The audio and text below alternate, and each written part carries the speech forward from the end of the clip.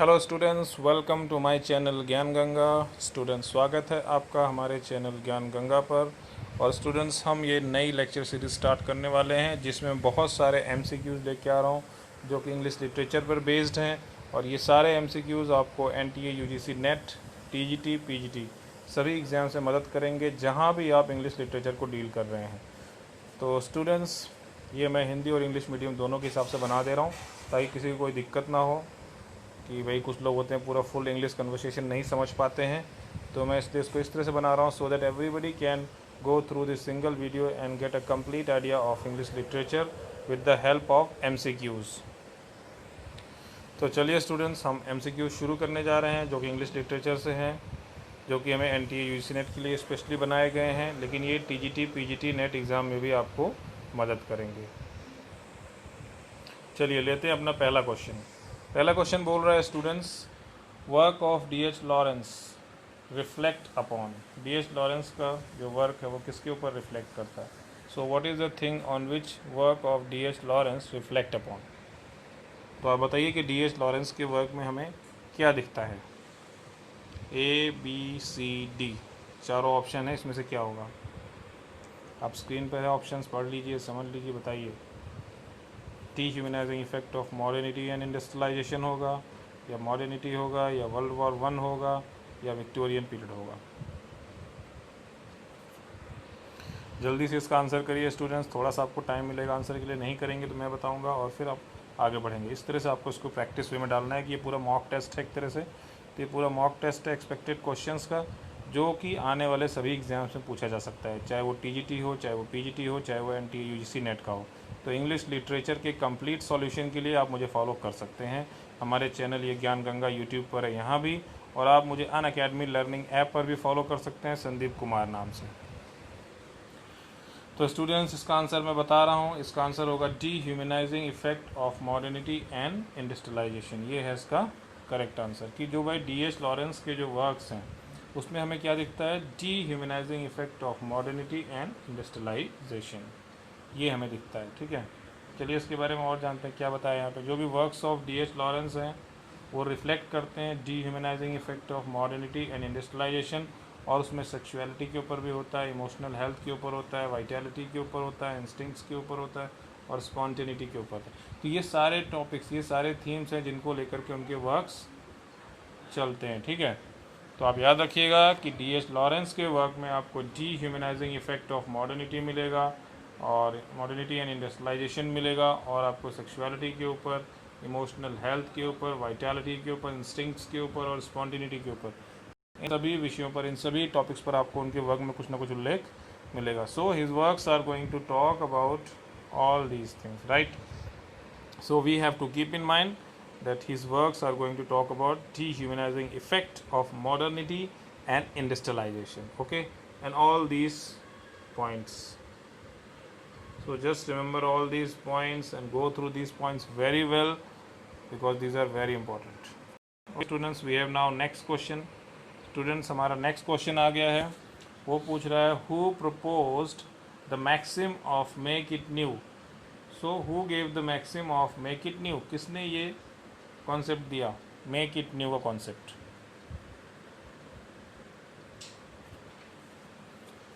तो जल्दी से इसका आंसर करिए स्टूडेंट्स, किसने दिया ये?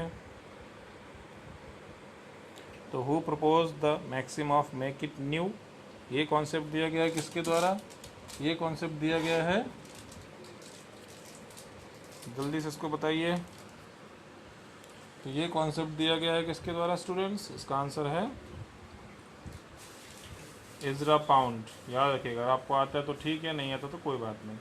तो मेक इट न्यू का कॉन्सेप्ट इजरा पाउंड ने दिया है। चलिए इसके बारे में डिटेल में जानते हैं। और क्या है, देखिए इजरा पाउंड ने क्या किया, प्रपोज किया था concept of maxim of make it new. ठीक है, इसमें क्या कहना चाह रहे हैं, ये किससे रिलेटेड है? In the context of modernist literature. ये किससे संबंधित है? मॉडर्निस्ट लिटरेचर से संबंधित है। और क्या कहना चाहता है ये? What it is trying to say, and here it is meaning to what? It is going to mean to break away from the traditional way of writing thinking. मतलब जो पुराना तौर तरीका है लिखने का, सोचने का, या आर्ट में अपने आप को एक्सप्रेस करने का, उससे इसको हटना है अपने आप को और नए तरीके से करना है। बोला ना मेक इट न्यू, तो मतलब जो ट्रेडिशनल वे ऑफ राइटिंग या थिंकिंग है उसको हमें छोड़ना है। और एक बात और, जो मॉडर्निस्ट हैं इन्होंने एक्सपेरिमेंट किया, उन्होंने मतलब नए नए प्रयोग किए लिटरेरी फॉर्म के साथ और एक्सप्रेशन के साथ। तो ट्रेडिशनल जो भी चीज़ें थी उनको छोड़ना है और नई नई चीज़ों को पकड़ना है। ठीक है, नई नई चीज़ों के साथ एक्सपेरिमेंटेशन करना है, नई नई चीज़ों को लाना है राइटिंग में, थिंकिंग में, आर्ट में। ठीक है, तो इन्होंने लिटरेरी फॉर्म और एक्सप्रेशन के साथ एक्सपेरिमेंटेशन किया। किसने? मॉडर्निस्ट से, जो भी मॉडर्निस्ट थे उन्होंने। So all the modernist experimented with the literary form and expression. This is what we have to keep in mind. And the meaning of make it new is what? It is to mean to break away from the traditional way of writing and thinking. So we have, when we are talking about the breaking away from the traditional way of writing and thinking, it is known as make it new, given by the Ezra Pound. So friends, ये सारी चीज़ें याद रखिए कि इज़रा pound ने make it new का concept दिया कि भाई नए तरीके से सोचो, जो ट्रेडिशनल वे है उसको ख़त्म कर दो। ओके स्टूडेंट्स, थर्ड क्वेश्चन आ रहा है हमारा अब। ये क्या बोल रहा है? Uncommon imagery and unconscious is express through. तो भाई किसके थ्रू एक्सप्रेस होता है ये अनकॉमन इमेजरी और अनकॉन्शियस? ये किसके थ्रू एक्सप्रेस होता है? ए बी सी डी, बताइए क्या होगा? Structuralism, post structuralism, surrealism, literature of absurd. तो किस में हम ये पाते हैं? In which we find the uncommon imagery and unconscious, the expression of these things. So the expression of uncommon imagery and unconscious is found where?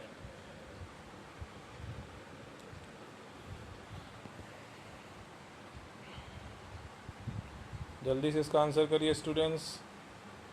Just think and answer, try to answer the questions in your mind, and if you are correct then you will come to know later on. So students, uncommon imagery and unconscious is expressed through what? It is expressed through surrealism. So keep in mind, तो आपको याद रखना है कि express होता है surrealism के through express होता है।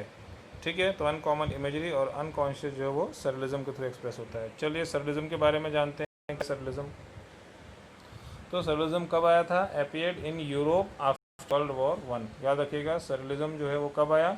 यूरोप में आया after world war one. So it came after world war one in Europe, and it is a cultural movement. So it is what? It is a cultural movement which allowed artist to express their unconscious and in paintings and writing work. So it is a सोच which allowed, जिसने कि भाई artist को allow किया, which allowed the artist to express their unconscious and to express the uncommon imagery in paintings and in writing works. तो इसमें क्या किया? इसने भाई आर्टिस्ट को ये अलाउ किया कि भाई अपने अनकॉन्शियस की चीज़ों को और अपने अनकॉमन इमेजरी को एक्सप्रेस करें पेंटिंग्स में और राइटिंग वर्क्स में।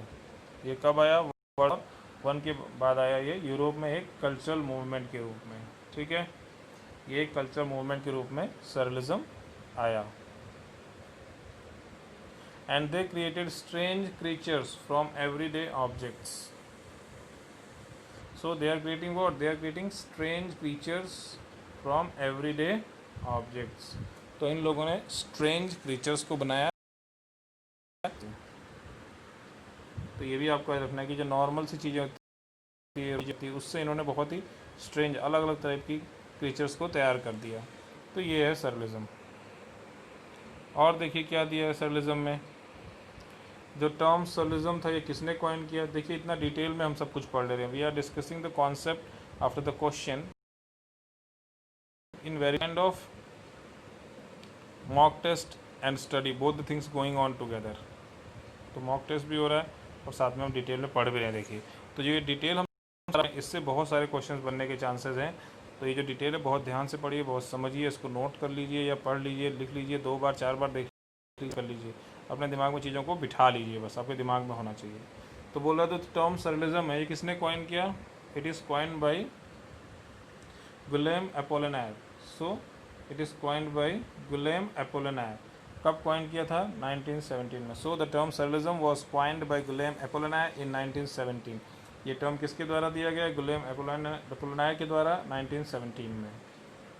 द सरलिस्ट मूवमेंट स्टैब्लिश्ड अराउंड 1924, और ये कब स्टैब्लिश हुआ पूरी तरह से ये मूवमेंट? 1924 में। देखिए भाई आपसे पूछ सकता है भाई सरलिस्ट मूवमेंट कब स्टैब्लिश्ड हुआ, तो आपको पता होना चाहिए भाई सरलिस्ट मूवमेंट कब स्टैब्लिश्ड हुआ। It is established around 1924। देखिए कितने सारे क्वेश्चंस बनते हैं एक ही पॉइंट से। So you have to keep in mind that Surrealist movement established around 1924. Okay, and Surrealism represents absolute reality, a super reality, or surreality, absolute reality, or a super reality, or a surreality. So it is the concept. ये concept इसी तरह से आया कि भाई absolute reality को या super reality को या surreality को represent करता है। तो ये हो गया सरलिज्म। इसमें कोई डाउट नहीं होना चाहिए। मैं एक एक लाइन एक एक शब्द इससे पूरा अच्छे से समझा दे रहा हूँ आपको कि सरलिज्म क्या रिप्रेजेंट करता है, एब्सोल्यूट रियलिटी को रिप्रेजेंट करता है या सुपर रियलिटी को रिप्रेजेंट करता है या सर रियलिटी को रिप्रेजेंट। इसके बाद देखिए और बता रहा है कि भाई सरलिज्म का क्या है, सरलिज्म कहाँ से आया। सरलिज्म वॉज इन्फ्लुएंस बाई डाडा। अब ये डाडा क्या है, ये भी एक इंपॉर्टेंट कॉन्सेप्ट आ गया। देखिए एक क्वेश्चन में 10 क्वेश्चन आप बना सकते हैं, इस तरह से मैं आपको पढ़ा रहा हूँ। तो इन्फ्लुएंस था, ये भी एक क्वेश्चन बनता है कि व्हाट इन्फ्लुएंस सरलिज्म। तो surrealism was influence by Dada. अब जानिए कि डाडा या डाडिज्म क्या है। अब डाडा या डाडिज्म क्या है, व्हाट इज डाडा और Dadaism. It is also an art movement, it is also an art movement which developed in Europe in reaction to the war one. So it is also a art movement which developed in Europe in reaction to World War I, and it rejected what?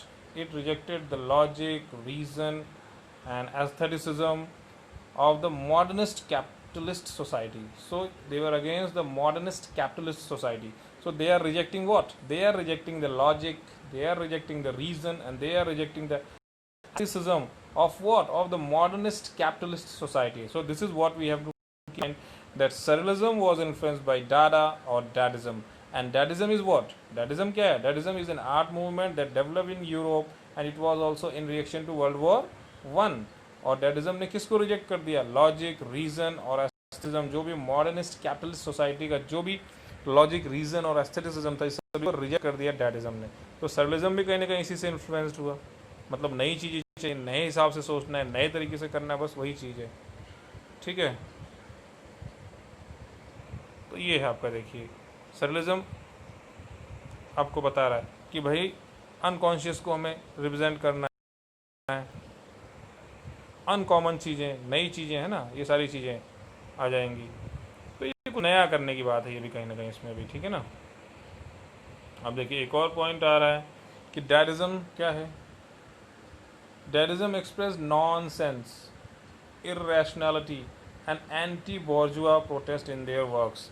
बहुत ही important point जो दिमाग में हमारे होना चाहिए कि Dadaism क्या एक्सप्रेस कर रहा है, नॉनसेंस को एक्सप्रेस कर रहा है, इररेशनैलिटी को एक्सप्रेस कर रहा है, एंटी बोर्जुआ प्रोटेस्ट को एक्सप्रेस कर रहा है अपने वर्क में। तो डैडिज्म के वर्क्स में हमें ज़्यादातर नॉनसेंस, इररेशनैलिटी और एंटी बोर्जुआ प्रोटेस्ट दिखाई देता है।